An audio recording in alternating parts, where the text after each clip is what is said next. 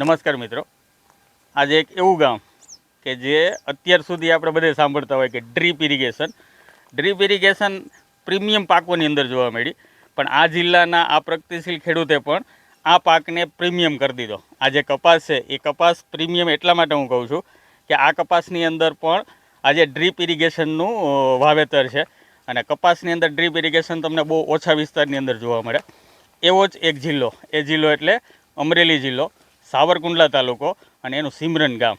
એ સિમરન ગામની અંદર સરસ મજાનો કપાસ અત્યારે તમારી સામે છે અને જણાવતા આનંદ એટલા માટે થાય કે આ કપાસની અંદર નોરતા પહેલાં, હજી આજે નોરતું 5મું ચાલે છે, પણ છતાં નોરતા પહેલાં 5 દિવસ પહેલાં આની અંદરથી સરેરાશ 16 ગુઠ્ઠાના વીઘામાં લગભગ ગણો તો 7 થી 8 મણનો કપાસ વીણાઈ અને માર્કેટિંગ યાર્ડની અંદર વેચાઈ પણ ગયો છે.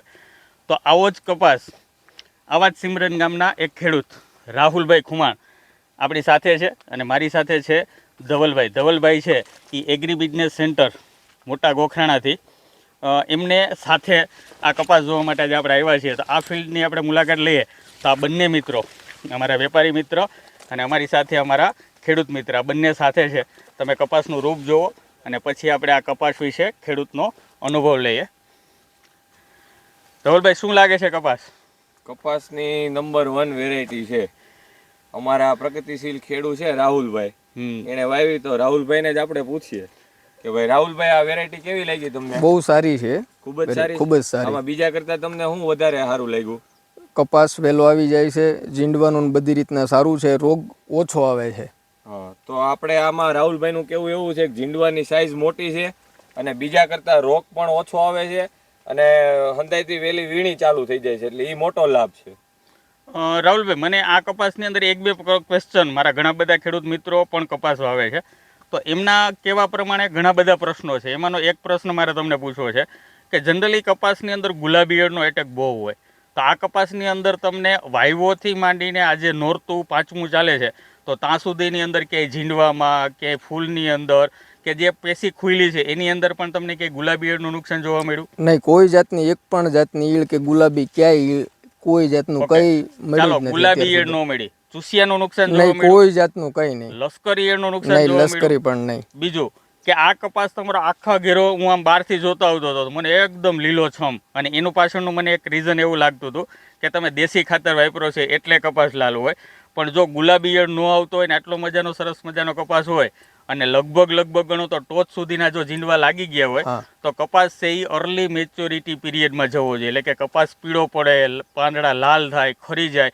પણ તમારા ખેતરમાં આવું નથી, તો આ વેરાયટીનો એ પ્લસ પોઈન્ટ છે કે તમને કંઈક વધારે આના વિશે લાગે છે? નહીં, વેરાયટી સારી છે અને વેરાયટીનું જ કારણ છે. ધવલભાઈ, તમને શું લાગે? તમે પણ ઘણા બધા ફિલ્ડ જોવો છો, તો એ બધા ફિલ્ડ અને આ ફિલ્ડની અંદર અલગ શું છે? આ મેઇન તો આ વેરાયટીની પ્લસ પોઈન્ટ ગણાય કે અત્યારે હાલના સમયમાં ઘણા બધા વિસ્તારમાં કપા ઊભા હુકાઈ ગયા છે. આ કપાસમાં ઓછામાં ઓછા 60 થી 70 ઝીંડવા છે, તો પણ આ કપાસ હજી સુકાણો નથી. એટલા માટે આ વેરાયટી ખેડૂત માટે ખૂબ જ કામની છે. તો આ વેરાયટી મેળવવા માટે મારે શું કરવું? આ વેરાયટી મેળવવા માટે આપણે મોટા ગોખરવાળા એગ્રી બિઝનેસ સેન્ટરમાં અમારો સંપર્ક કરવો, જેથી કરીને તમને આવું સારી કંપનીનું સારું બિયારણ મળી શકે.